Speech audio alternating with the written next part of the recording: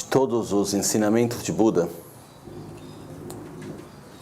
o objetivo final é um só, que é o objetivo de levar cada um de nós, todos aqueles que entram em contato com os ensinamentos de Buda, de levá-los a um estado livre do sofrimento, ou seja, livre da ignorância, do apego, da raiva, da inveja, dos ciúmes, um estado efetivo de paz, de satisfação, né?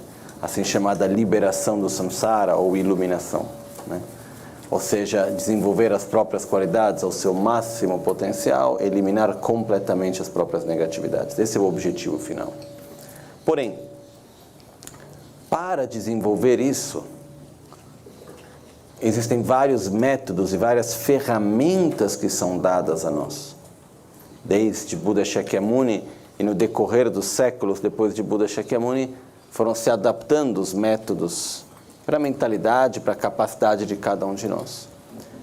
E o principal método encontrado e usado até hoje se baseia, na verdade, num aspecto fundamental da nossa mente, que é a capacidade de familiarização e transformação através da familiarização.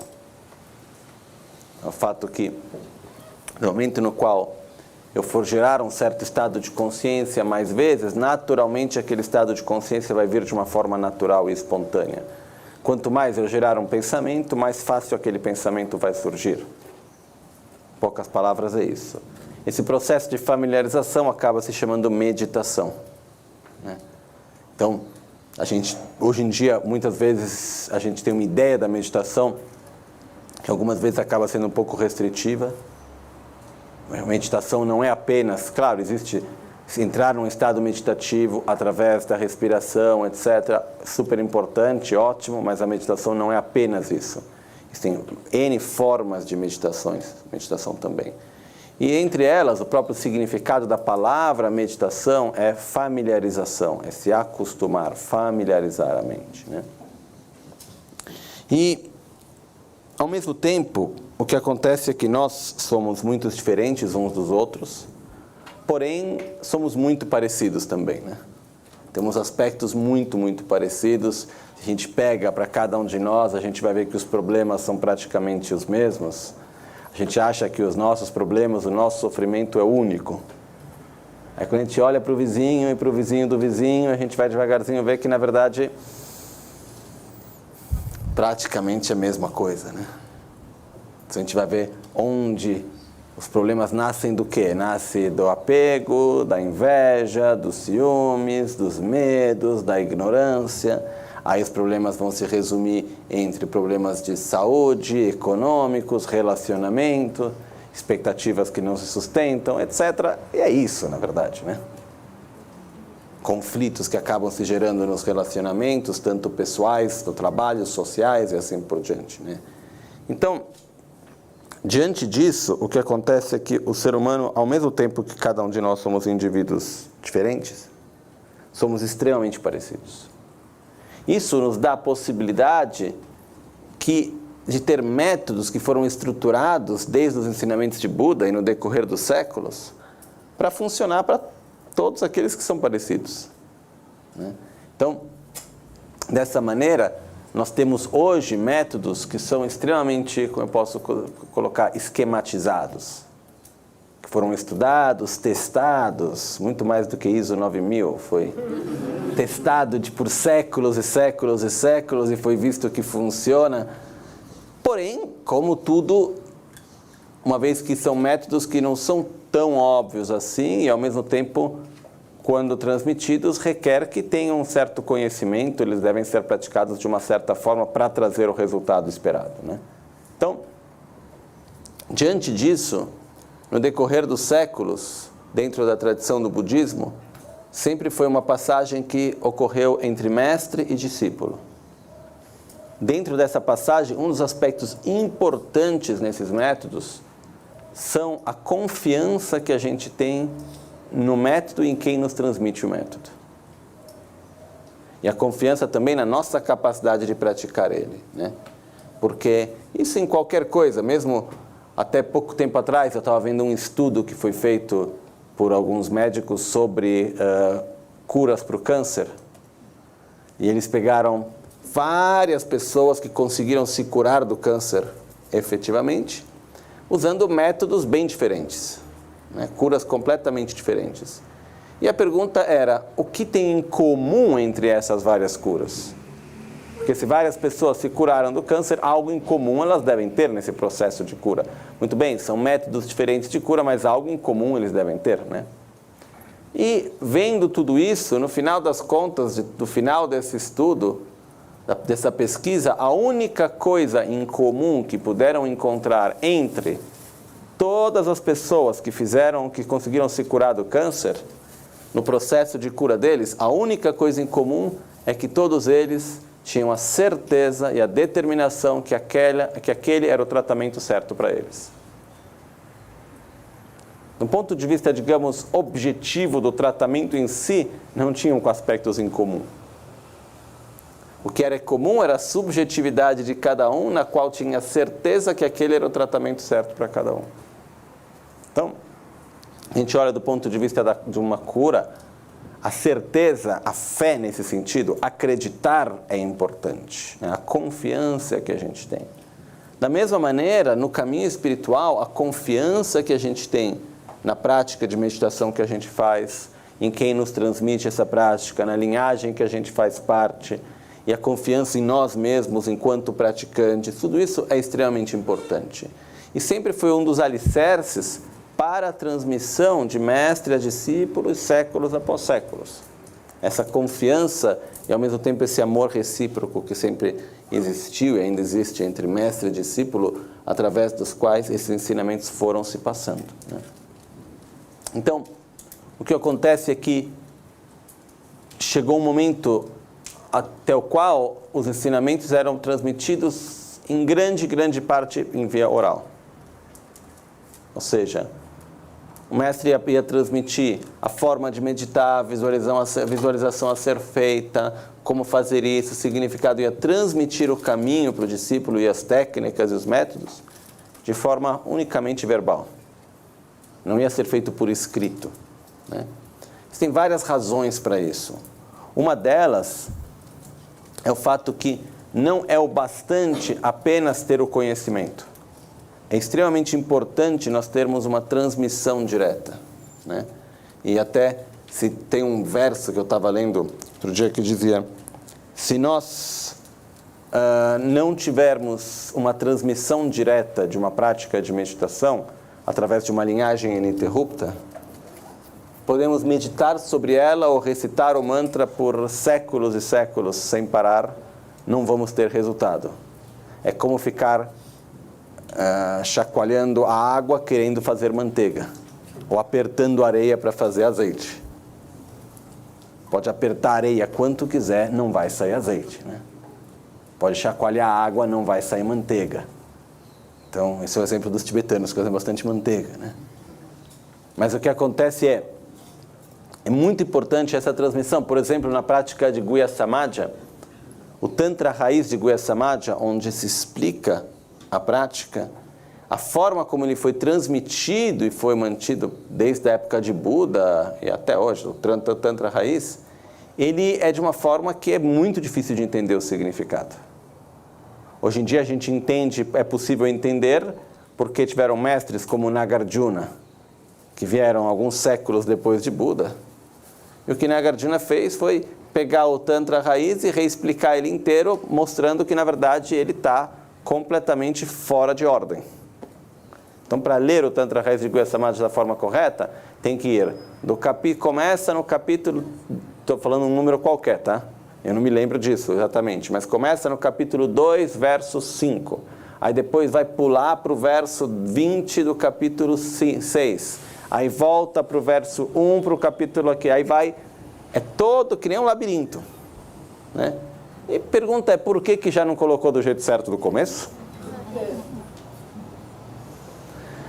A razão que é dita é que é para criar a necessidade de ter alguém que tenha a experiência e o conhecimento para transmitir. Porque se apenas fosse só o conhecimento escrito, teria o perigo de pessoas que quererem seguir aquela prática apenas olhando o livro e não tendo uma transmissão direta. Sendo que, sem uma transmissão direta, que não é apenas a transmissão da palavra, não é apenas a explicação técnica, mas assim é o entrar em contato com uma linhagem, é receber a permissão, entrar em contato, receber as bênçãos daquela prática também, né? É algo que, na verdade, a gente não tem uma palavra no nosso vocabulário para descrever bem isso. Mas sem a transmissão da linhagem, sem a transmissão da prática, a gente é como se aquilo tivesse morto, a gente não tem o contato real. Então, esse é um aspecto extremamente importante. E também tem outro aspecto que é a importância da transmissão através da experiência de cada um. Então, alguém, quando transmite uma prática, tem que transmitir aquilo acreditando. Como a gente olha na nossa vida do dia a dia. Quando alguém vai nos explicar uma coisa, ou vai nos dizer algo, se aquela pessoa acredita profundamente naquilo que está nos dizendo, tem um poder muito maior do que uma outra pessoa nos dizer aquilo sem acreditar. Então, eu acredito cada vez mais que a transmissão de conhecimento, não apenas de conhecimento como um todo, mas mesmo se a gente for falar algo para alguém na comunicação como um todo, eu acredito cada vez mais que a comunicação verbal é cada vez mais falha. E o quanto que é importante, junto à comunicação verbal, o fato que os sentimentos e o pensamento, o coração estejam indo na mesma direção. Isso é extremamente importante. Então, a mesma coisa acontece quando, ainda mais importante, quando a gente recebe uma transmissão de uma prática espiritual, se diz que quem transmite tem que, com o mínimo, acreditar naquilo que se está transmitindo e possivelmente ter alguma experiência, ainda melhor se tiver alguma realização em relação àquilo. Quanto maior for a experiência e a realização de quem transmite, maior é a possibilidade de quem recebe de realizar aquilo. Então, isso é um fato que existe essa transmissão. Ao mesmo tempo, se dá a importância de existir uma transmissão ininterrupta, de mestre a discípulo até chegar a nós. Isso, no Tibete, para dar um exemplo do valor que se dava a isso, ainda hoje se dá um enorme valor, teve uma região no Tibete no qual a transmissão de um texto que é o Kangyur, que na verdade são 108 volumes, com todos os sutras de Buda, é bastante coisa. Tinha-se apenas uma pessoa só toda aquela região tinha recebido a transmissão. Então, na verdade, pode passar a transmissão apenas quem, por sua vez, já recebeu a transmissão. Não é possível passar a transmissão sem ter recebido ela, né? Então, a única pessoa que lá naquele lugar tinha recebido a transmissão era uma senhora velhinha que já estava quase cega. E para passar a transmissão, ela tinha que ler o texto, né? Então, o que fizeram? Se reuniram um grupo de monges, de pessoas que queriam muito essa transmissão, que podiam repassar depois, se reuniam com ela, aí ajudavam ela a ler, e lendo junto com ela, e ela repetindo de novo, palavra por palavra. Deve ter demorado 2 anos, não sei, para ler tudo, se não mais. Na época as pessoas tinham mais tempo também. E dessa forma conseguiram manter viva a transmissão. Isso para dar um exemplo do valor e da importância que tem isso. Quando teve a época da Revolução Cultural no Tibete, toda a China, né? E o Tibete passou por isso junto também, faziam-se encontros durante a noite, em total silêncio, para dar as transmissões orais dos textos, para não se perder de uma geração a outra a transmissão dos ensinamentos. Então, isso para a gente ter uma ideia que o valor não é apenas em manter vivo o conhecimento, mas é muito importante essa transmissão.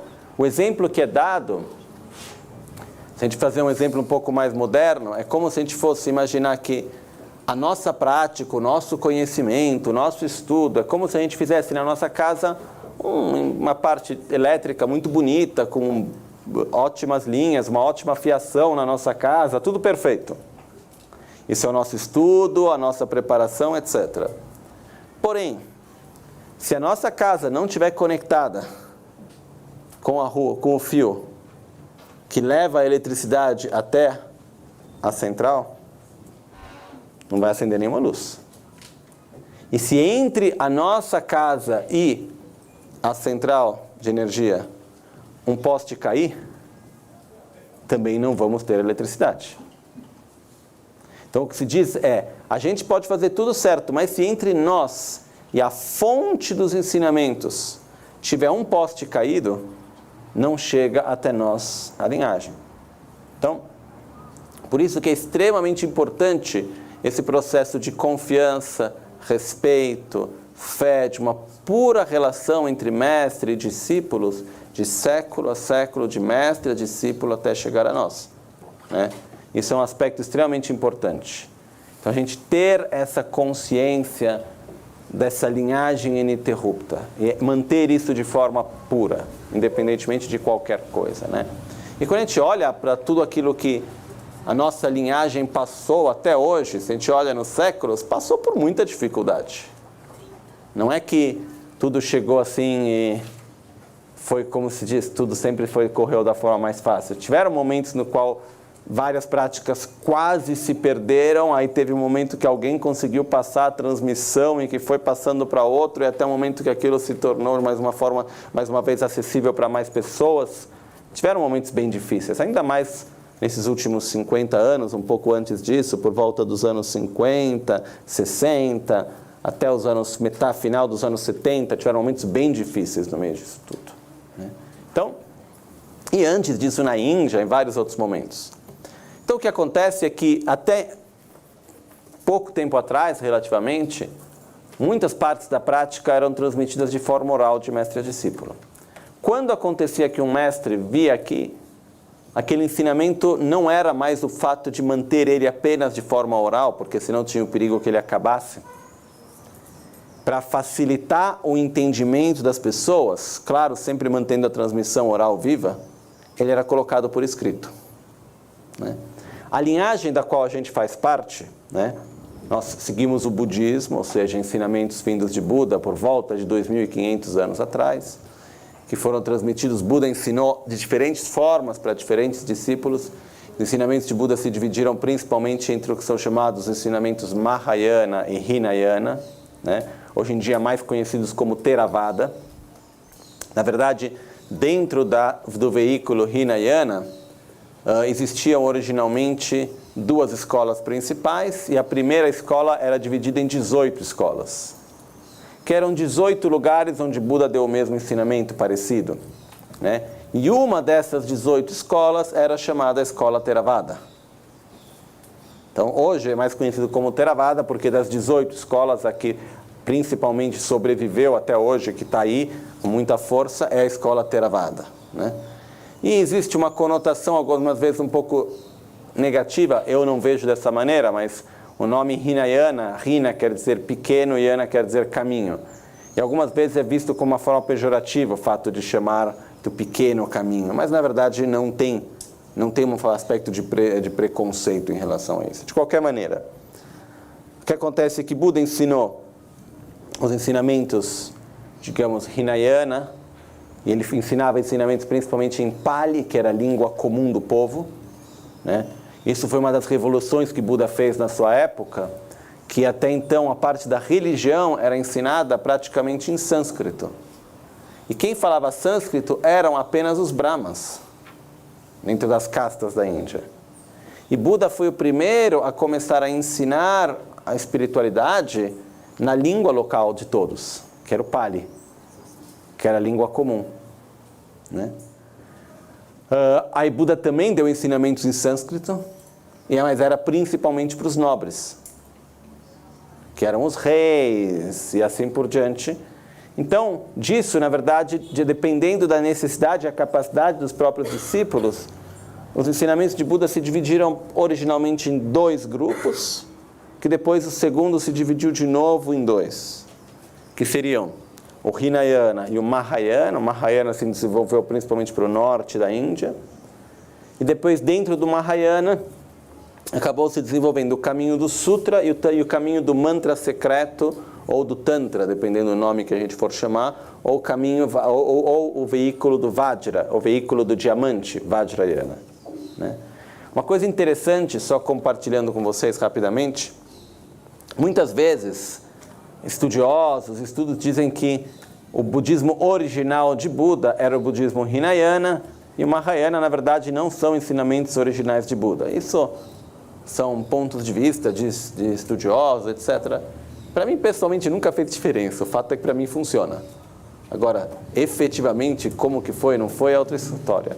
Porém, uma coisa que foi bem interessante foi que, há algum tempo atrás, uns 3 anos atrás, se eu não me engano, eu estava na Tailândia, país budista, tradição Theravada, e teve um encontro organizado junto pela Dhammakaya Foundation, na sede da ONU em Bangkok, com 3 ou 4 estudiosos, que eram arqueólogos, etc., que estavam fazendo pesquisa em toda a área de Udhyana e Bamyan, onde teve aquele grande Buda no Afeganistão que foi destruído, né? E ele contou naquela época, o estudioso, ele foi lá, ele contou toda a história do porquê que o Buda foi destruído, e que estava toda a história, na verdade, tudo jogo político por detrás, e assim por diante, mas não é esse o momento que eu queria dizer. E entre eles tinha 2 estudiosos que naquela mesma região, eles tinham encontrado e eram especializados em alguns manuscritos que foram encontrados dentro de vasos naquela região. E são os manuscritos budistas mais antigos que foram encontrados, que são por volta de 200 e poucos anos depois da morte de Buda. E esses manuscritos, eles fazem parte do Kangyur, ou em sânscrito, em Pali, o Tripitaka, que são os ensinamentos de Buda, são os sutras, né? E o que é interessante é que existem 2 grupos de coleção dos sutras.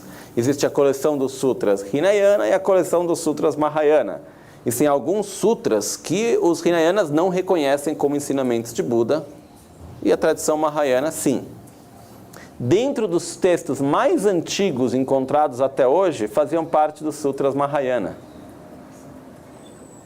Então, o que esses arqueólogos estavam dizendo é, de forma objetiva, olhando as provas daquilo que a gente tem escrito, a primeira coisa é inevitável dizer que os ensinamentos Mahayana existiam já naquela época, porque aqui estão os textos que são unicamente Mahayana, que já estão daquela época.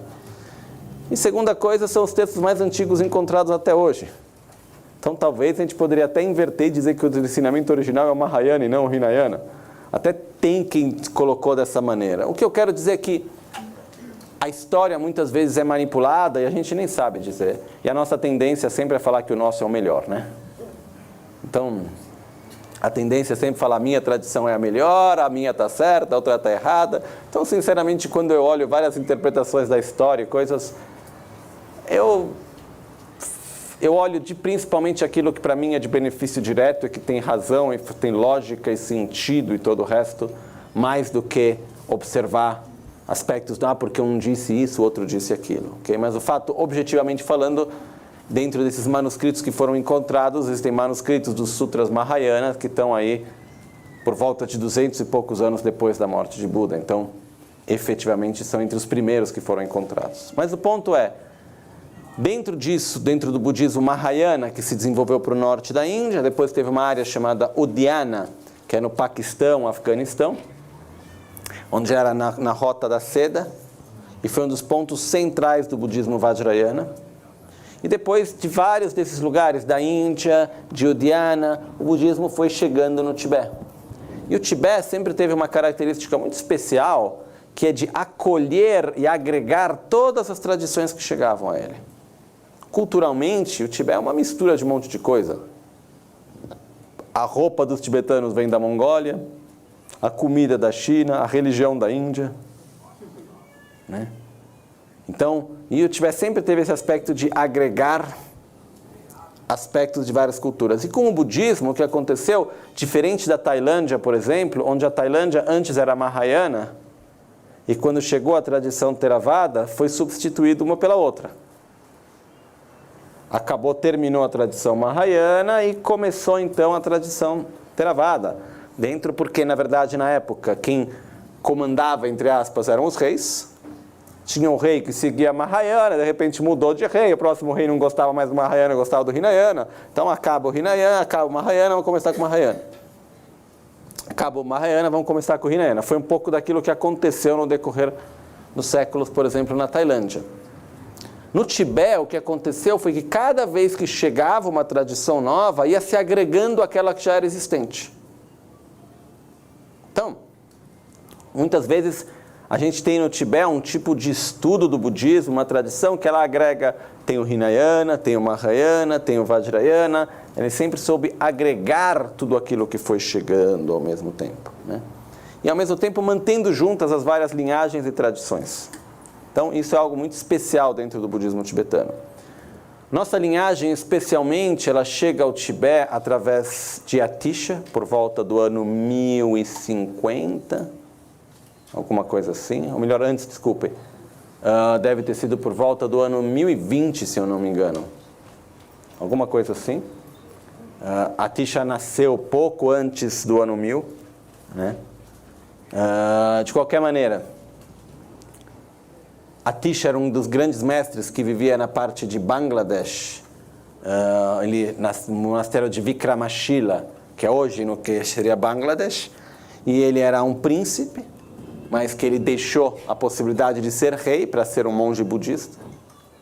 É interessante porque Atisha ele fez um caminho inverso, na verdade. Primeiro ele se desenvolveu completamente nas práticas do Tantra, meditação, recitação de mantra e tudo, depois foi estudar o Sutra. Ele fez o caminho um pouco inverso na época. E ele se tornou, e ele já era um grande erudito, com grande conhecimento, aí mesmo assim ele ainda foi até a Indonésia para receber ensinamentos, onde hoje é a ilha de Sumatra, teve onde é Borobudur também, isso comecinho do século XI, aí depois ele voltou, na época tinha toda a Indonésia, onde hoje é a Indonésia, tinha um grande reinado que era budista. Aí aconteceu que lá também teve um momento no qual esse reinado perdeu força, teve a invasão islâmica na época, teve uma conversão então, e o budismo lá terminou. E naquela época foi o mesmo período então que Atisha, depois de 12 anos na Indonésia, deixou a Indonésia e voltou para a Índia. Na época não era pegar um voo da Qatar, mas era, na verdade, Atisha fez 13 meses de navio, de barco, até chegar à Indonésia, né? Uma vez eu perguntei para uma pessoa que conhecia bem, que já tinha navegado muito por aquelas águas, eu perguntei, mas é possível que alguém da Índia até a Indonésia demore 13 meses? Que parece um pouco bastante, né?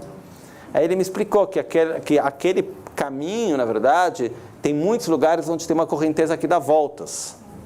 Então é bem provável que na época, com os barcos que tinham, etc., que as pessoas podiam pegar tempestades e coisas que no final acabava pegando a correnteza e ficava indo e voltando, dando voltas e voltas e voltas e não conseguia ir para frente de verdade. Eu falo que é bem provável isso. Então, quando a Atisha demorou 13 meses para ir, para voltar, eu acho que foi um pouco mais rápido, mas mesmo assim fácil com certeza não foi. E a Atisha foi até lá para quê? Foi a busca de uma linhagem ininterrupta que pudesse transmitir para ele a Bodhicitta. Não que ele não tivesse o conhecimento, mas ele estava buscando alguém que tivesse a Bodhicitta desenvolvida e uma linhagem ininterrupta para transmitir a ele. Chegando na Indonésia, ele conheceu o Lama Serlimpa, que é o Lama de Suvarnadipa, que é a terra do ouro, que era chamada, que ensinou para ele, a quem ele se tornou discípulo e passou 12 anos com ele.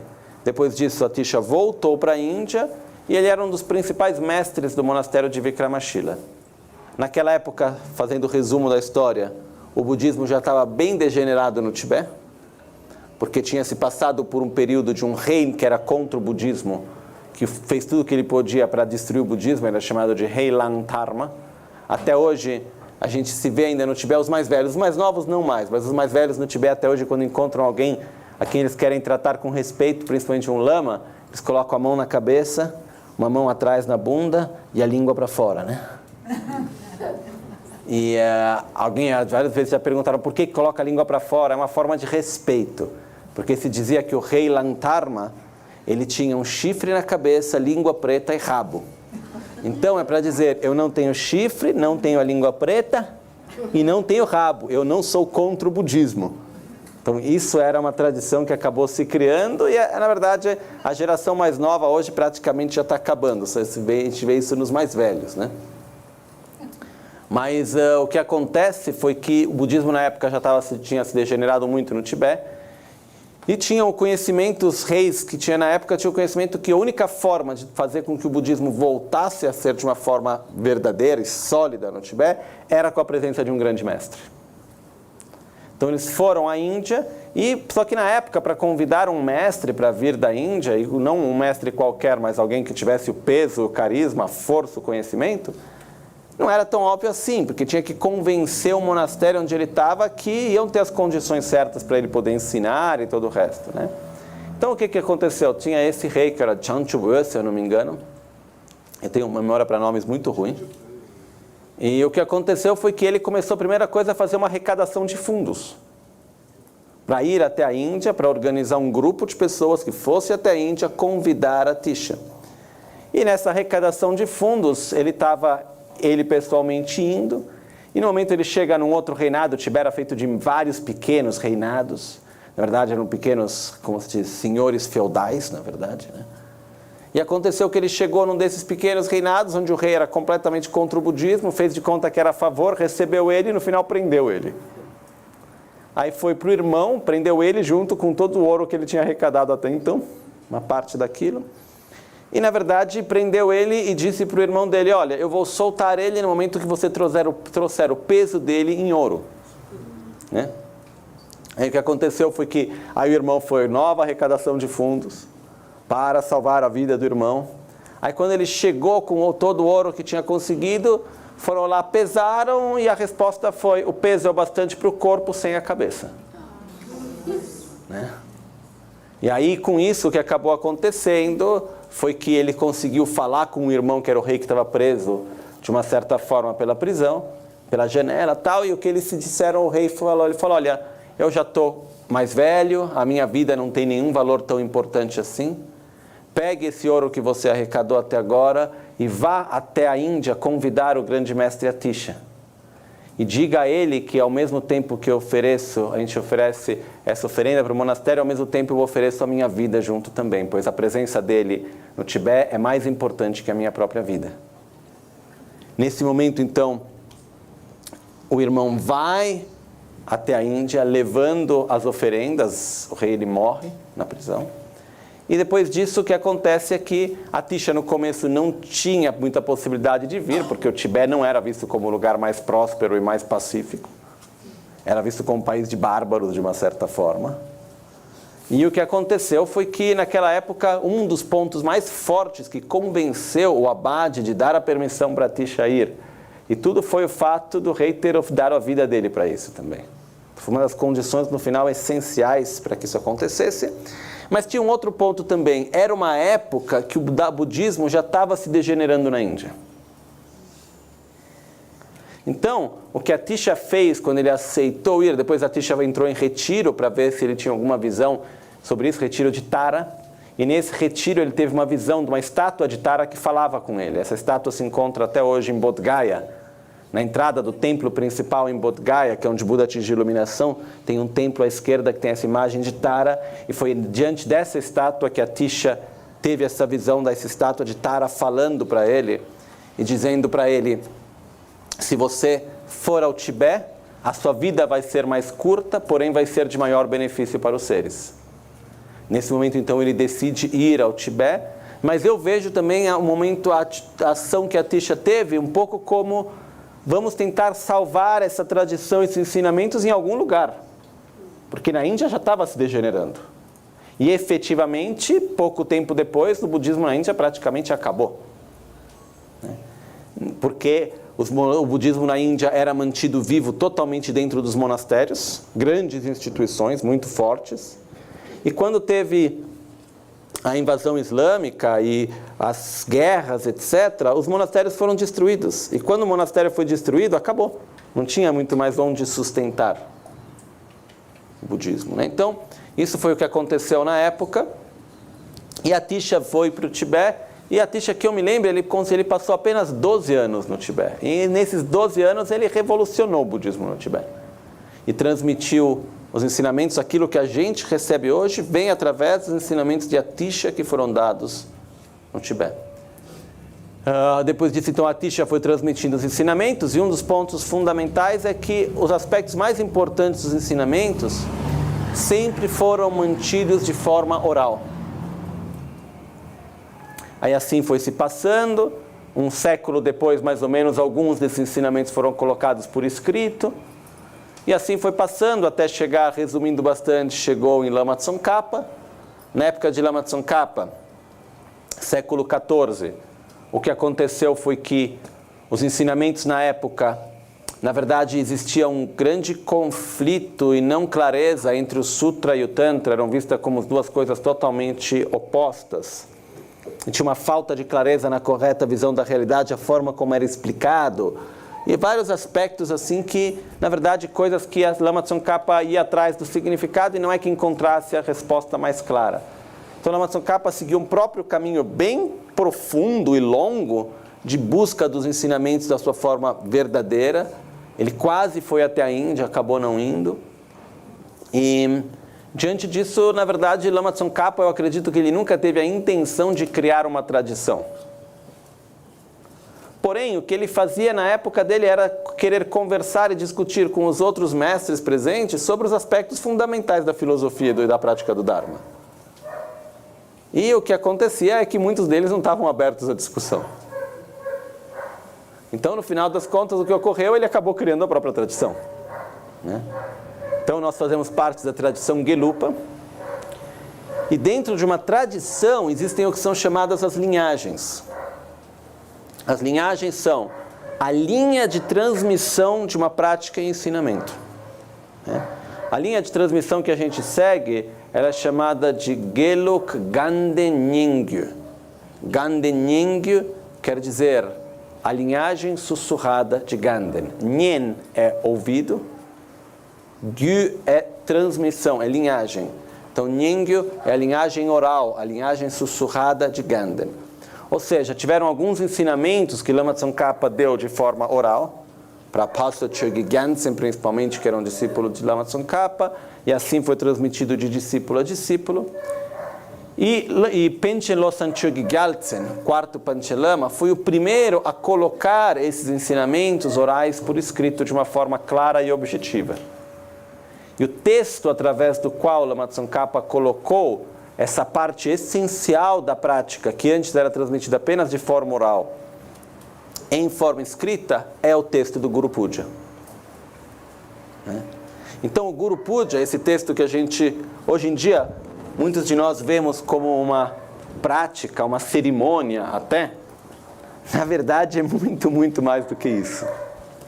O Guru Puja, na verdade, é um instrumento, uma ferramenta extremamente válida e ao mesmo tempo poderosa de transformação interior para o caminho e iluminação, que foi transmitido de forma ininterrupta e de forma oral, de mestre a discípulos por séculos e séculos e séculos e séculos, até chegar a Panchen Losang Chögyam Gyaltsen, que por sua vez colocou por escrito, que por sua vez foi se transmitindo para os seus discípulos, até chegar a nós. Passou por Paponka Rinpoche, por Trichan Rinpoche, por Lama Ganchen, até chegar a nós. Eu recebi esses ensinamentos, a transmissão do Guru Puja de vários mestres. Eu recebi o comentário de 3 comentários, ou seja, a leitura de cada verso e do significado por 3 mestres. Recebi ela pelo abade de Tashilhunpo no Tibete, Kachen Losang Pönso Rinpoche. Recebi ela por Dragon Rinpoche, que foi um grande mestre no Nepal, que já faleceu. E recebi também a transmissão por Sua Santidade o Dalai Lama. Na verdade, quando eu recebi o Dalai Lama, eu era muito pequeno, não entendi coisa nenhuma. Porém, eu recebi. Não que eu tenha entendido muita coisa. As outras 2 eu já tinha uma cabeça melhor na época. Não que a cabeça antes era ruim, mas eu não entendia nada. Mesmo porque era em tibetano, com uma tradução em inglês que também não era. Então, eu era bem pequeno na época. Mas uma coisa interessante, se diz que a transmissão é válida mesmo quando a gente não entende. Então, de uma forma, a transmissão foi feita 3 vezes. Eu entendi 2, a transmissão foi feita 3. Então, isso para dizer que temos uma tradição de uma linhagem ininterrupta. Temos que lembrar que o Guru Puja é um mapa, é um é um caminho que é dado para nós. Não é apenas um texto de uma cerimônia. A gente acaba muitas vezes praticando como tipo de uma cerimônia, ou seja, apenas recitando. O que muitas vezes a gente faz não é praticar o Guru Puja, é praticar a recitação do Guru Puja. Existe uma diferença entre praticar o Guru Puja e fazer a recitação do Guru Puja, né? Desde muito tempo antes, os ensinamentos eles foram sempre dados em 3 níveis, eu poderia colocar várias práticas, que era o nível para praticantes, digamos, não é nem a palavra iniciantes ou não, mas com uma capacidade menor, para aqueles com uma capacidade média, para aqueles com uma capacidade maior. Ou se a gente pode dividir em 2 grupos, para simplificar um pouco, capacidade menor e maior. Aqueles com a capacidade menor, o ensinamento que era dado é: você precisa recitar. Não importa o que você pense, o importante é recitar. Então vai lá e vai ler o texto todos os dias. Vai falar: toma um refúgio em Buda, toma um refúgio no Dharma, toma um refúgio na Sangha, todos os dias. Vai recitar. Em Buda, Dharma e Sangha, toma um refúgio até a iluminação. O importante é recitar. Para o segundo nível, era dito: olha, o importante não é o que você recita, é o que você sente. É o que você pensa. E o que acontece é que, efetivamente, o que é importante é o que a gente pensa, é o estado mental que a gente vai gerar. Porém, se a gente pegar qualquer prática, para começar das práticas preliminares, e começar a descrever elas, ensinando elas, sem passar pela recitação e ir direto para a visualização, e ainda mais pular a visualização e ir direto para o estado de consciência que tem que se gerar, 99,9999% das pessoas vão me dizer: muito obrigado, lindo, maravilhoso, mas não é para mim. Se a gente começar e falar: então agora vamos começar com as práticas preliminares. Então, por favor, gerem um estado com a mente equilibrada, livre de pensamentos de atração e aversão. Depois disso, vamos gerar um profundo estado de amor próprio, para depois gerar um estado de amor profundo e incondicional por todos os seres. Fica difícil, né? Se a gente falar: muito bem, vamos lá, respira, inspira, expira. Namo Gurubhye, Namo Buddhaya, Namo Dharmaya, Namo Sanghaya, Sangyechadan Sogyechanam. Mais fácil. Dá para seguir. Então, o que acontece é que tem uma forma de dizer nos ensinamentos também, que é se fazendo de praticante, se torna-se praticante. Fazendo de conta, acaba virando de verdade. Né? Então, começa-se recitando. Devagarzinho a gente vai criar familiaridade, a gente entra em contato com a linhagem, com a transmissão. Devagarzinho a gente vai aprender o significado, vai começar a gerar o pensamento correto, até que a gente chegue no significado mais profundo efetivamente. Existe um caminho gradual dentro disso também. O objetivo não é recitar. O objetivo, efetivamente, é gerar certos estados de consciência, para que depois eles possam vir de uma forma natural e espontânea. Esse é o objetivo. Porém, para chegar nisso, a gente tem todo um caminho a ser feito. Começando com recitação, respiração, recitação, visualização, direcionamento do pensamento, e gradualmente a gente vai poder chegar nos níveis mais profundos. Ok? Então, toda a prática do Guru Puja, todos os versos, eles são, a explicação disso bem feita é dividida em 3 partes, que é como recitar, o que visualizar e qual estado de consciência gerar. Como recitar, a gente vai ver o significado das palavras, etc. Melodia, tudo isso. O que visualizar, qual é o que a gente vai imaginar naquele momento, e qual o estado de consciência que a gente deve estar gerando naquele momento, tá? Para a gente poder ver o texto da Guru Puja de uma forma completa e detalhada, demoram algumas semanas, para não dizer meses, porque ele é muito completo. Dentro do Guru Puja, efetivamente, tem muita coisa. Tem o caminho completo à iluminação, está dentro do texto da prática do Guru Puja, ok? Por isso eu escolhi, durante esses 3 dias que a gente tem, eu quero colocar um pouco mais de ênfase na parte final do Guru Puja, e por isso vamos passar pelas primeiras partes sem entrar em 1000 detalhes. Tá? Isso é um pouco difícil para mim, porque quando eu começo eu acabo muitas vezes me perdendo nos detalhes, mas eu vou tentar não entrar muito em detalhes sobre várias partes, para que a gente consiga ter um pouco mais de tempo para a parte final e consiga concluir tudo. Porque se a gente não der um certo limite, vai acontecer que a gente vai chegar no final do domingo e vai ter chego nem na metade do Guru Puja, que por um lado está ótimo, mas é bom a gente terminar tudo. O objetivo dessa vez é conseguir chegar no final. E se chegando no final ainda tiver tempo para a gente poder ainda voltar e explicar outras coisas com mais calma, ótimo. Ok? Muito bem. Então, como eu disse antes, o Guru Puja é uma prática que foi escrita no Tibete, foi escrita por um mestre chamado Panchen Losang Chögyal Gyaltsen. Panchen Losang Chögyal Gyaltsen, como muitos de vocês sabem, tenho uma péssima memória para datas e nomes, etc. Né? Foi no século VII, Panchen Losang Chögyal Gyaltsen escreveu isso. Não, aqui está no século 17, século 17. Século 17, onde Panchen Losang Chögyal Gyaltsen escreveu o Guru Puja. E, na verdade, o Panchen Losang Chögyal Gyaltsen foi o primeiro Panchen Lama. Aqui está escrito quarto, né? É que tibetano tem um jeito esquisito de dar numeração, tá? Por exemplo, o Dalai Lama, o quinto Dalai Lama, na verdade, é o primeiro. O quarto Panchen Lama, na verdade, é o primeiro também. Por que isso? Porque eles acabam dando o título retroativo, ou seja, o que acontece? O primeiro mestre a ter o título como Panchen Lama foi Panchen Losang Chögyal Gyaltsen. Aí pegou as 3 vidas anteriores que eram reconhecidas e falou, então eles também eram. Aí ele virou o quarto. O Dalai Lama é a mesma coisa. O primeiro a receber o título, nome Dalai Lama, foi o quinto. Mas já que ele tinha 4 vidas anteriores reconhecidas como reencarnação deles, aí foi somando para trás, aí virou o quinto. Né? Então, só para dizer isso, porque em alguns textos vocês vão ver escrito primeiro Panchen Lama, em outros o quarto Panchen Lama. Quando é o Panchen Losang Chögyal Gyaltsen é o mesmo, que seja primeiro ou quarto, é só 2 formas diferentes de contar. Okay? O fato é que Panchen Losang Chögyal Gyaltsen, nós conhecemos ele hoje através dos textos que ele escreveu.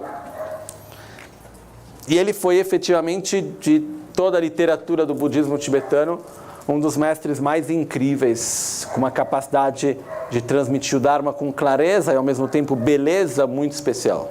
Né? Outros textos que a gente tem de Panchen Losang Chögyal Gyaltsen, que a gente já viu aqui no Centro de Dharma, entre eles tem o Daksin Shaktep, a discussão da sabedoria e da ignorância. Nós temos um outro texto que ainda um dia vamos ver aqui, ainda não vimos ainda, é o Chakchen Tsawa, a raiz do Mahamudra, que é de Panchen Losang Chögyal Gyaltsen. Pouco tempo atrás eu cheguei a transmitir também um texto de Panchen Losang Chögyal Gyaltsen, que era o treinamento da mente com a medicina para vomitar o câncer do estômago, que é um texto também bem, na verdade é um pouco avançado, assim, é simples, mas é só para praticantes mais avançados no sentido que é um pouco forte como texto, de qualquer maneira. Mas o texto mais conhecido pelo Panchen Losang Chögyal Gyaltsen é o Guru Puja. Okay? O que é o Guru Puja? Tentando simplificar um pouco.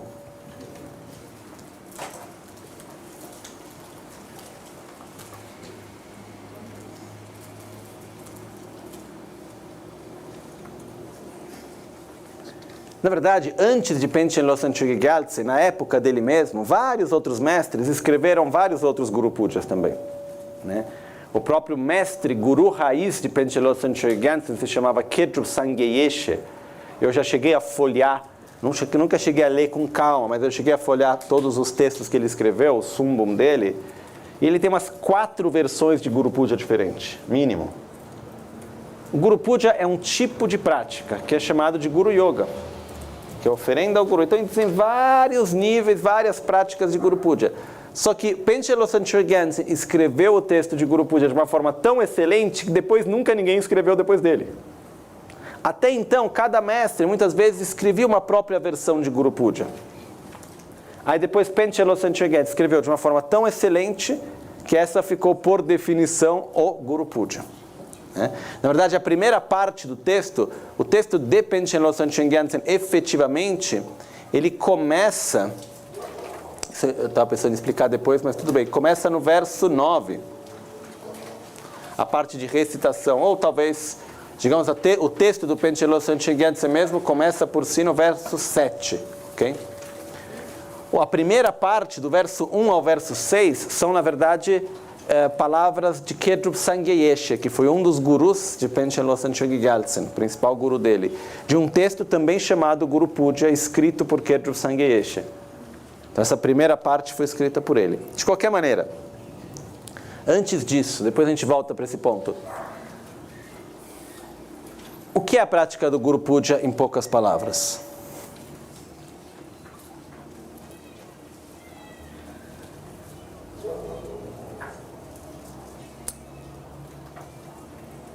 Estou tentando resumir, tá?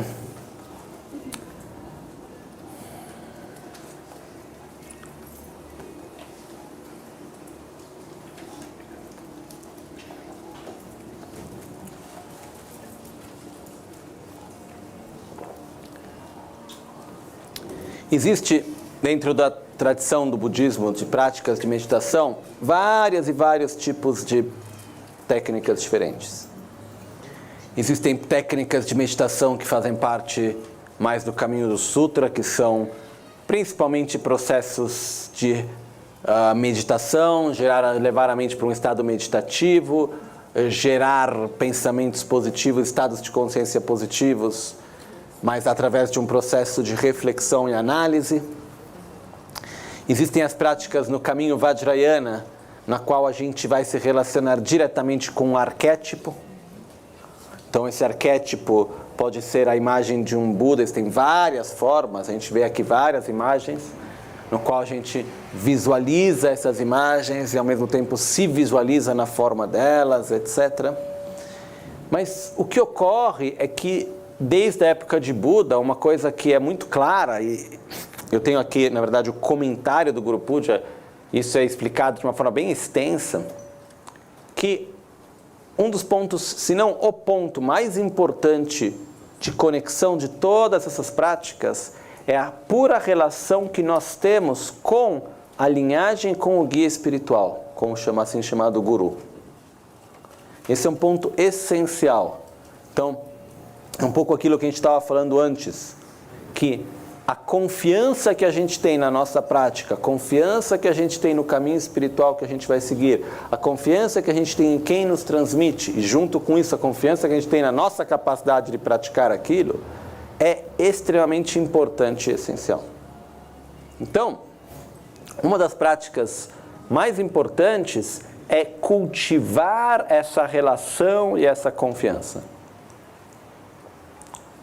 Se diz que se nós não tivermos uma boa relação profunda, verdadeira, sincera com o nosso guia espiritual, que por sua vez é a conexão que vem com uma linhagem ininterrupta, a gente pode aprender tudo, não vamos ter resultados.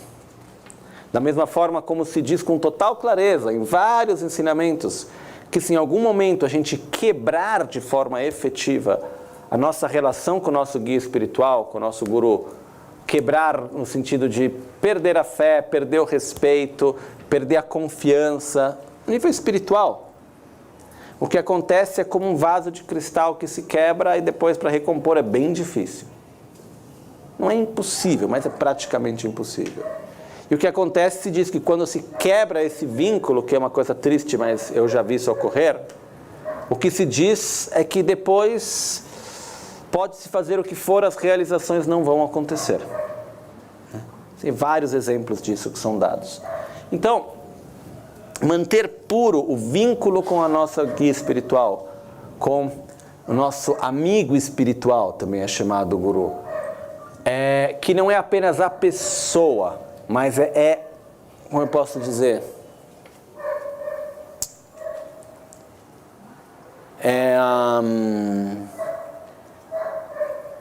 não é a pessoa física apenas, mas é principalmente o papel do guru em si. É aquele que para nós é a ponte e aquele que, na verdade, eu, por exemplo, tenho vários mestres. E todos os mestres que eu tenho são vistos como manifestação do mesmo Guru. É como um guia que, na verdade, tem várias manifestações. Eu tenho um que me ensinou principalmente filosofia, um que me ensinou uma certa técnica de meditação, outro que me ensinou outra. E juntando tudo isso, todos eles juntos fazem parte daqueles que me guiam no caminho para a iluminação. Uma coisa essencial quando a gente fala sobre o Guru, e no Guru Puja, inevitavelmente, porque Guru Puja literalmente quer dizer oferenda ao Guru, tem que entender primeiro o que é o Guru. E aqui a gente poderia passar dias e dias, por isso que eu falei, explicar bem o Guru Puja é longo, mas essa parte é inevitável entrar um pouquinho em detalhes. Para a gente entender bem o que é o Guru, precisamos entender o que é o caminho espiritual do Dharma. Porque o Guru é aquele que nos guia no nosso caminho à iluminação, na nossa prática espiritual. Pode ter uma pessoa que seja um grande mestre, mas não é necessariamente meu Guru. Ele pode ser meu amigo. É como, por exemplo, ter um grande médico e eu posso ser super amigo do médico, mas não é por isso que eu sou paciente dele. Então tem vezes que acontece, eu já vi isso muitas vezes, de pessoas se relacionarem com um mestre, mas como Lama Gante mesmo diz, antes de tudo eu sou seu amigo, se você quiser posso me tornar seu guru. Então é o fato de muitas vezes a gente se relacionar principalmente no aspecto como amigo, ou seja, é uma pessoa que a gente gosta, que é um bom exemplo, que a gente se sente bem ao lado, então de vez em quando a gente vai à cidade doente para ir até o médico, não porque a gente quer se curar, mas porque a gente gosta da presença do médico, a gente vai estar do lado dele, e é gostoso, é bom, tudo, porém é um amigo, e está tudo ótimo, não tem nada de errado nisso.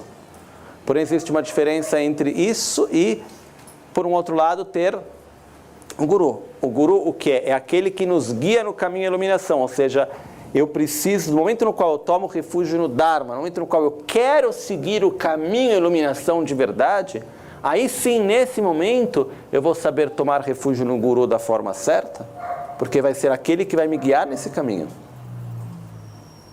E não é por nada que Lama Tsongkhapa, no principal texto de ensinamento sobre o caminho à iluminação, chamado Lamrim Chemo, a grande exposição do caminho à iluminação, todo o caminho à iluminação é dividido em duas partes. A primeira divisão é como, e em português eu sempre acho dificuldade em traduzir isso.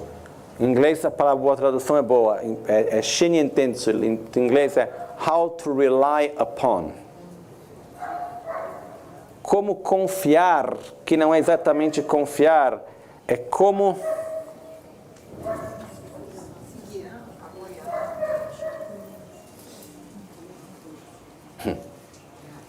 Digamos confiar, mas não é exatamente isso. Como confiar corretamente no guia espiritual, no amigo espiritual, a palavra correta, na verdade, é no amigo virtuoso, no amigo espiritual. E o segundo ponto é, uma vez tendo confiado corretamente no amigo espiritual, como seguir o caminho. Então, esses são os dois pontos principais logo do começo. Então, confiar corretamente, se relacionar corretamente com o guia espiritual é uma coisa importante. Na nossa cultura, em geral, é difícil. Não é por nada que Lama Tsongkhapa dedica páginas e páginas e páginas e páginas e páginas a isso. E vários ensinamentos passam sobre isso. E na nossa cultura isso ainda se torna ainda um pouco mais difícil, porque, primeira coisa, nós não temos a imagem mental do que é um guru. Na nossa educação, as pessoas que têm à nossa volta, que são pessoas a quem nós temos uma atração, quem são? Família, amigos, pessoas a quem a gente pode ter namorado, namorada, marido, esposa. Quem mais? Tem um professor que é um respeito, mas ao mesmo tempo nem que eu tenho uma atração pelo professor. Tem o ídolo que também está lá, sim, mas é mais ou menos isso, né? O ídolo é longe também. Se o ídolo eu já conheci de perto, já não é mais o ídolo, mas já tem que entrar em alguma outra categoria também, né?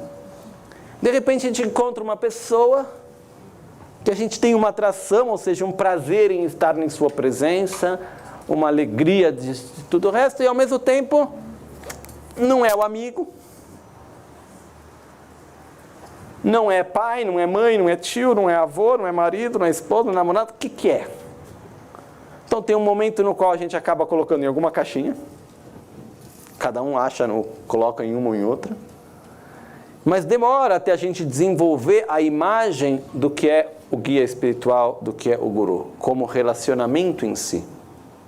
E esse relacionamento, ele se baseia no quê? Principalmente no caminho espiritual de desenvolvimento. Quanto mais clareza nós tivermos na nossa própria necessidade de seguir o nosso caminho, mais clareza nós vamos ter da importância e do papel daquele que nos guia nesse caminho. Ok? E disso vem então o que é o guru diante disso. Ok? O que acontece é, um dos papéis importantes no nosso caminho espiritual da relação com o guru, ele é como a conexão que a gente tem com o sagrado. Se a gente fizesse uma metáfora um pouco mais moderna, é como se dizendo que eu posso ter o melhor dos computadores, tudo maravilhoso, eu posso ter um site que eu quero acessar com todo o conteúdo mais incrível, porém se a conexão estiver ruim, não dá em nada. Então o que eu preciso? Ter uma boa conexão. Se eu tiver uma boa conexão, mas eu não saber para onde ir, alguém já sentou na frente da internet, no Google, e não saber o que escrever? Tem um universo na sua frente, mas se você não souber o que você quer, também não vai para lugar nenhum. E se também você não tiver os requisitos mínimos do seu lado, você pode ter lá o site X com a ótima conexão, mas se o computador estiver ruim, também o negócio não vai. Então a gente precisa de 3 lados. A gente precisa ter o nosso recurso, ter uma boa conexão e saber onde nos direcionar também. Né? As 3 coisas são importantes. Então, o nosso recurso quer dizer o quê? A nossa fé, concentração, esforço entusiástico, dedicação, a nossa própria capacidade na nossa prática. A conexão é a conexão que a gente tem com o guru, que abre as portas para toda a linhagem e para o sagrado. Mas depois disso, a gente também tem que se direcionar às várias práticas de meditação, aos ensinamentos, etc, etc. Então, esses aspectos são importantes, mas a conexão é essencial. Quanto mais forte e mais estável for a conexão, mais estável é o caminho que a gente vai seguir depois. Isso é, para mim, extremamente claro. Eu já vi assim, vários e vários exemplos na pele disso mesmo. Quando a gente tem confiança, a gente segue. Quando a gente tem dúvida, aí empaca. Aí vai, não vai, um pouco, aqui, lá, etc. Então, tem vários e vários textos, que eu não quero entrar agora nisso para não fazer ficar longo demais, no qual se diz, de tudo que grandes mestres, que na conclusão deles diziam, de tudo que eu já meditei, fiz várias práticas e no final não tive resultados. Quando eu meditei no guru, eu tive resultados. E assim por diante. Ou seja, é a importância da gente ter a conexão com a nossa guia espiritual, com a linhagem da qual a gente faz parte, que é uma porta que nos leva para o sagrado. Dessa maneira, ok? Então, não é que a gente vai estar fazendo uma coisa de idolatrar uma pessoa, não é isso. Ou ver uma pessoa como Deus na Terra, ou algo assim, não é isso. Mas é lembrar que toda a prática ela vem através de uma linhagem ininterrupta, que alguém vai ser para nós a conexão com isso. E ao mesmo tempo é quem nos guia nesse processo. Porque o caminho de transmissão do Dharma, ele não é apenas um caminho de transmissão, como eu posso colocar, de conceitos, mas também é uma transmissão de sentimentos, de amor, de respeito, de carinho. Tem várias coisas que vão se transmitindo juntos também, que são muito importantes. Um outro aspecto também do guru diante disso, é que a nossa tendência naturalmente é de ver o sagrado lá longe e de nos colocar totalmente de uma forma com uma dualidade, desvinculados do sagrado. Então eu estou aqui, lá estão os Budas. Nós que vemos que temos uma base que vem de uma cultura, de uma religião monoteísta, isso se torna ainda mais forte muitas vezes.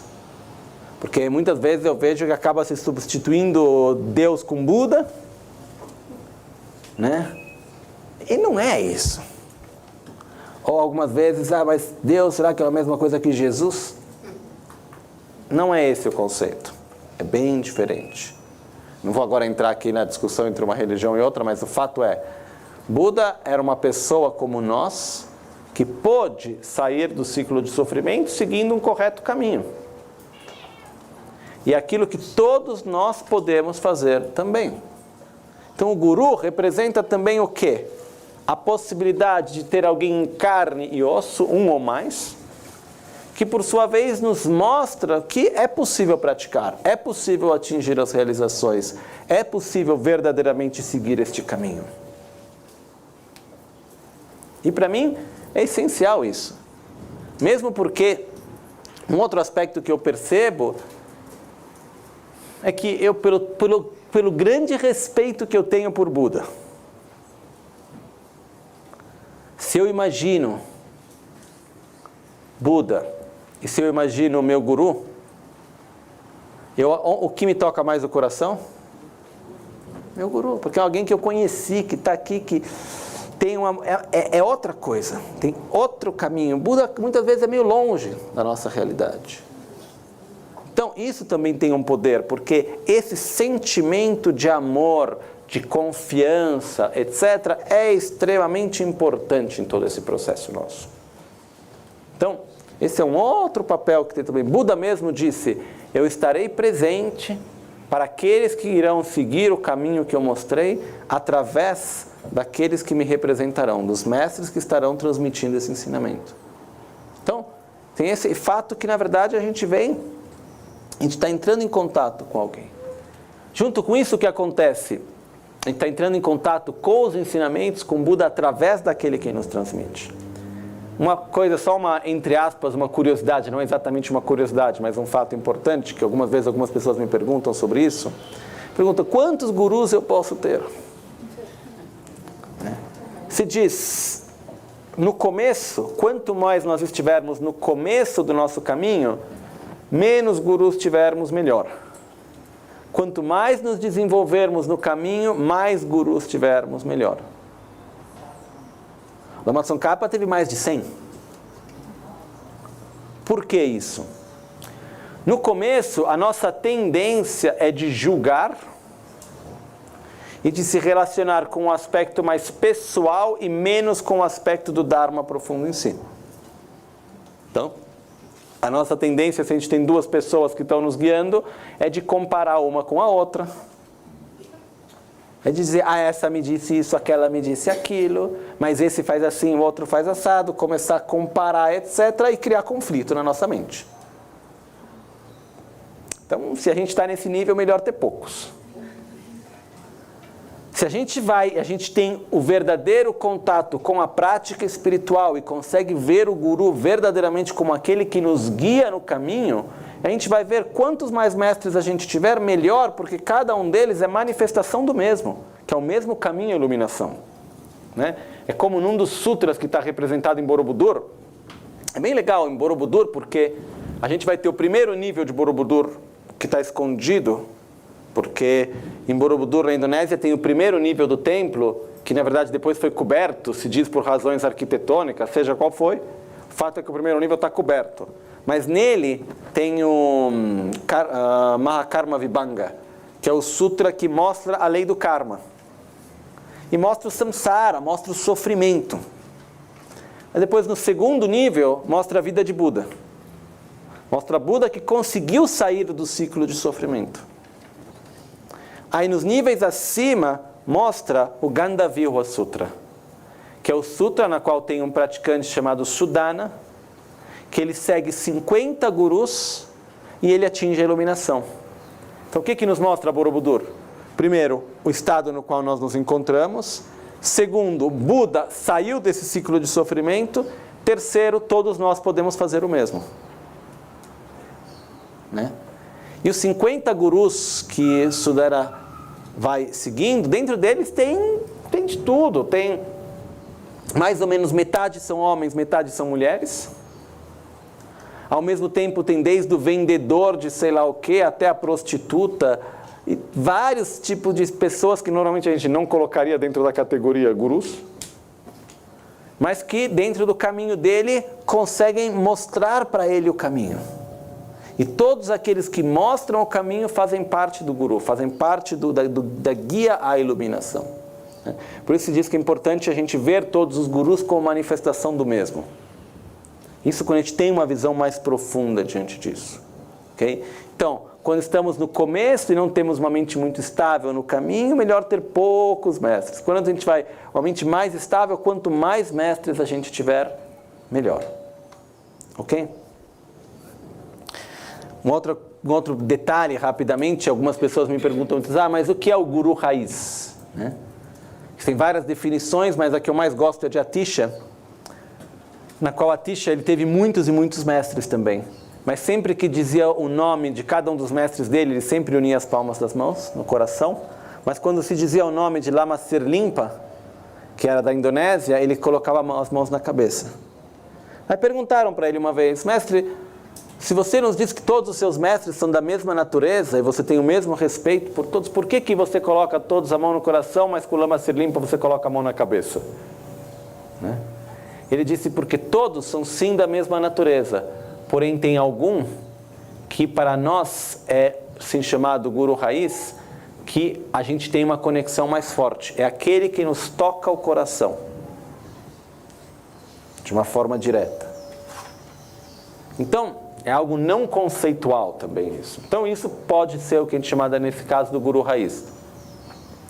Aqui a gente, fazendo uma explicação completa, deveríamos entrar em todos os detalhes sobre isso. Na verdade, mais para frente no Guru Puja também chega de novo sobre como escolher o Guru, quais são as qualidades que devemos procurar no Guru, quais são as qualidades do discípulo, etc, etc, etc. Existe todo um processo, na verdade, que se diz que antes da gente definir o nosso Guru, a gente deveria ter experiência diante dele por volta de 12 anos. É claro que os tempos de hoje as coisas são mais rápidas e talvez, mas eu acho que por um lado tem razão também, porque mesmo a gente já tendo confiança e tudo, para até a gente estabelecer de uma forma mais profunda, muitas vezes é uma coisa que requer o seu tempo. Né? Dentro das qualidades que a gente procura num guia espiritual, vamos ver se eu me lembro todas elas agora rapidamente. Nós vamos ter, o mestre precisa ter sabedoria, moralidade, concentração, precisa ter um bom conhecimento dos ensinamentos de Buda, precisa saber explicar os ensinamentos de uma forma que a gente consiga entender, precisa ter mais qualidade que o discípulo, espiritualmente falando, mínimo, né? Se dissesse a qualidade mínima. Precisa ter um conhecimento da correta visão da realidade e poder transmitir isso de uma forma clara e correta. Tem que ter esforço na prática do Dharma, daquilo que ele ensina, ou seja, ter coerência entre o que transmite e o que pratica. E precisa também, a última qualidade é ter amor e compaixão pelos próprios discípulos. E a última qualidade é nunca desistir de um discípulo. Né? Essas são as qualidades que se procura diante de um mestre. Aí depois tem as qualidades necessárias para um discípulo também, né? Que em essência, as qualidades principais é ter confiança e determinação na prática. Né? Mas a prática do Guru Puja é uma prática, então, na qual ela serve para cultivar a relação correta com o Guru. E como prática para o nosso caminho espiritual, é uma prática que vai nos ajudar a acumular méritos, gerar energia positiva, purificar as nossas negatividades e nos familiarizar com o caminho gradual à iluminação. Ok? Então, vamos fazer o seguinte, vamos pegar o Guru Puja e começar com o texto, mas antes da gente ler o texto, eu gostaria de dividir o Guru Puja em partes, para a gente começar a ter um pouco mais de entendimento da estrutura dele, ok?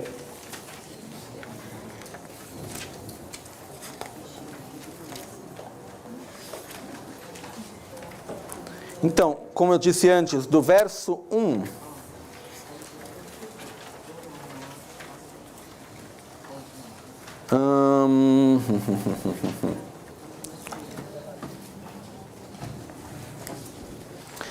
do verso 1 ao verso 6, na verdade, ele foi escrito por Kedrup Sangye. Kedrup Sangye foi um dos gurus de Panchen Losang Chogi Gyaltsen, o principal guru de Panchen Losang Chogi Gyaltsen, que escreveu do verso 1 ao verso 6, que faz parte das práticas preliminares. Então, o Guru Puja a gente vai dividir entre práticas preliminares. As práticas preliminares a gente tem tomar refúgio, gerar a mente de bodhicitta, que é gerar amor próprio, gerar amor ao próximo. Então, tomar refúgio, gerar a bodhicitta. Depois disso, nós vamos ter um momento no qual nós vamos ter gerar a correta motivação, autogeração como a divindade, purificação do local, purificação das oferendas. Ok? Então, repetindo, as preliminares são compostas por tomar refúgio, que é gerar amor próprio, geração da bodhicitta, que é gerar amor ao próximo, geração da correta motivação da prática. Depois disso, nós vamos ter autogeração como a divindade, purificação do local, purificação das oferendas. Okay? Então, são 6 partes. Tá? E essas 6 partes, elas vão até o verso número 8. Ok? Depois a gente vai entrar um pouquinho mais em detalhes sobre elas. Depois a gente vai ter do verso 9...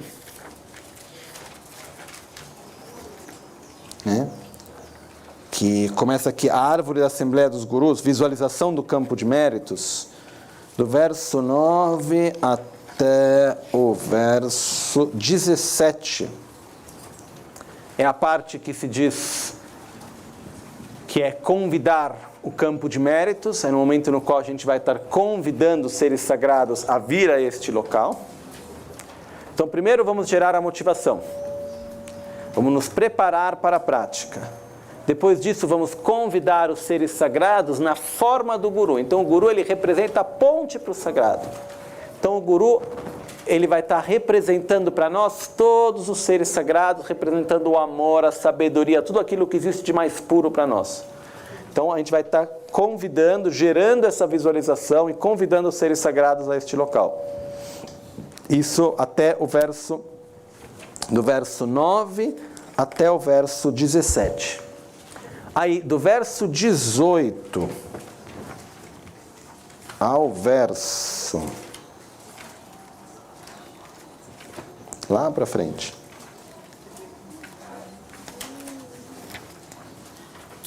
Até o verso 42.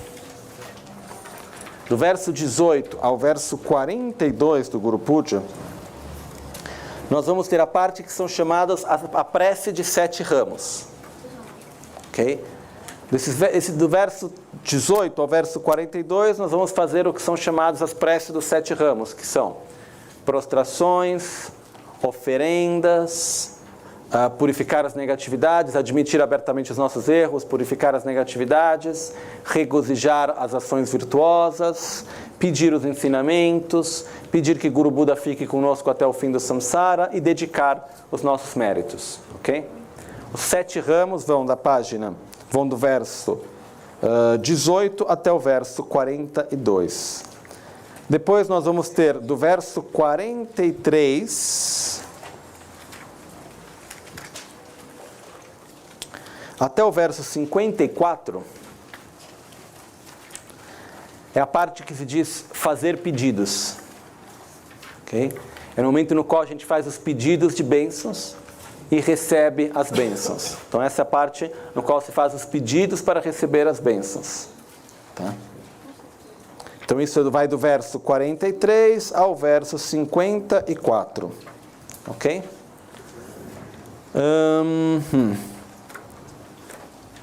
O texto original do Guru Puja não tem a oferenda do Tsog. O Tsog é um adendo. Então a oferenda do Tsog, na realidade, ela não faz parte do texto original em si da Guru Puja. Existe esse texto, ele é feito, mas normalmente a maioria das pessoas pratica o Guru Puja diariamente sem a oferenda do Tsog. Ok? Então, a gente estaria indo direto para o verso 84, página 138, né? Então, do verso 54 da página 44, na verdade, a gente vai pular para a página 138 do tibetano, na tradução 139, onde é a meditação no caminho gradual à iluminação. Que revendo os estágios do caminho, verso 84. Ok? Então, a gente vai ter do verso 84 ao verso 114, se eu não me engano. Vamos ver se eu estou certo ou errado.